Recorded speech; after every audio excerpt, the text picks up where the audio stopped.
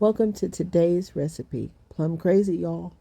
We're making a healthy, healing, sugar-free black plum jam that's bursting with flavor and packed with benefits. The ingredients are 10 to 12 black plums, 3 tablespoons of fresh lemon juice, and a half a cup of monk fruit sweetener. First, I washed the plums and started cutting them open. At first, some of the plums look bad, but here's the secret. What looks bad is often just ripe. As long as they are not fermented or have any mold, they're perfectly useful.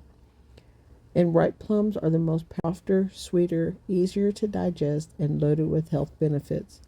Plums at this stage are rich in anthocyanins and polyphenols, antioxidants that fight inflammation, protect against cancer, and support autoimmune health. Of course, I had 1 or 2 fresher plums in the bunch, and I gave those to the boys to snack on while I worked.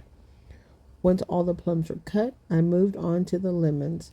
Lemons are a vitamin C powerhouse, y'all, boosting the immune system, fighting inflammation, supporting iron absorption, and even helping the brain health and mood balance. That's a lot for that little lemon. We'll replant those seeds later because nothing goes to waste here, right, y'all? Now onto the pot, everything goes. The plums, the lemon juice, and half a cup of monk fruit sweetener. Monk fruit is a natural 0-calorie sweetener that doesn't spike blood sugar and is safe for diabetics. If you like things sweeter, you can add a full cup. As it cooked, I mashed the plums down while the mixture boiled. The steam rose up and the color transformed into this deep, gorgeous purple, y'all. I kept cooking and mashing until the jam reached the perfect consistency. Meanwhile, I pulled out my glassy acres, a collection of saved glass jars from the grocery store. The boys had fun picking out the seeds while I got the jars ready. I checked the jam again. Smooth, thick, and beautifully purple. Isn't that beautiful, y'all? So it's time to get to canning. I prepared 3 good old mason jars. Always make sure your flat and rings are in good condition with no damage in the seals.